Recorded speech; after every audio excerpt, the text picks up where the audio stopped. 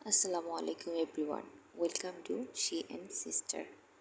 অফিসের কাজ শেষে আজ আপুদের সাথে প্ল্যান করলাম বাইরে ঘুরতে যাব। সবাই একসাথে বের হয়ে বাইরে রিক্সার জন্য ওয়েট করছিলাম।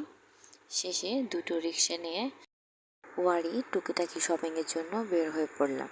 শপিংয়ের জন্য বের হলেও আমরা প্ল্যান করলাম আগে দই বড়া আর ফুচকা খেয়ে নিব। সবাই একসাথে আড্ডা দিতে দিতে ফুচকা আর দই বড়া খেয়ে চলে গেলাম ওয়ারি বাসনওয়ালাতে। সেখানে গিয়ে সবাই ঘুরে ঘুরে দেখছিলাম কি নেওয়া যায়। গিয়েছিলাম মূলত কাপ কিনতে।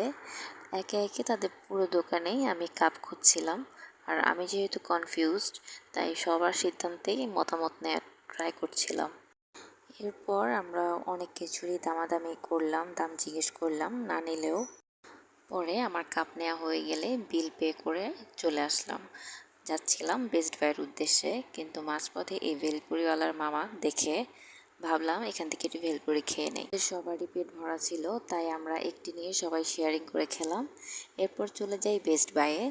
সেখানে জাফরিন আপু টুকটাক কেনাকাটা করে। পুরো বেস্ট বাই ঘুরে ঘুরে দেখছিলাম, আর আমার নজর ছিল ওই কাপের দিকেই।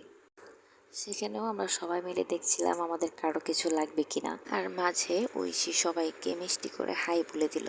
নেমে জাফরিন আপু বিল পে করতে করতে আমরা স্বর্ণাকে বোঝাচ্ছিলাম যে আমরা ছোট বাচ্চা, আমাদের চকলেট কিনে দাও। সে আমাদের সবার জন্য চকলেট নেয়। এরপর সবাই সেখান থেকে বের হয়ে চলে গেলাম আমাদের আসল গন্তব্যস্থলে, চায়ের দোকান। ঐশী চলে যেতে চাইলেও তাকে ধরে নিয়ে আসা হয়েছে আমাদের প্ল্যান ফুলফিল করার জন্য। একে একে সে সবাইকে চা সার্ভ করে দেয়। সাথে চলতে থাকে আমাদের মজার আড্ডা। আমাদের কথা যেন ফুরাচ্ছিলই না, সবাই অনেক মজার আড্ডা দিচ্ছিলাম। এরপর সামান্য একটু ফটোশ্যুট করে আমরা ঐশী স্বর্ণাকে বিদায় দিলাম। ওদেরকে একে একে বিদায় দিয়ে আমি আর জাফরিন আপু একসাথে রিক্সা নিয়ে বেশ কিছু দূর আসার পর আমি আলাদা রিক্সা নিয়ে নিলাম। বাসায় আসার পথে আস্তে আস্তে ওদের কথা খুব মনে পড়ছিল, অনেক ভালো সময় কেটেছে। সারাদিনের স্ট্রেস যেন নিমিষেই উড়ে গেল।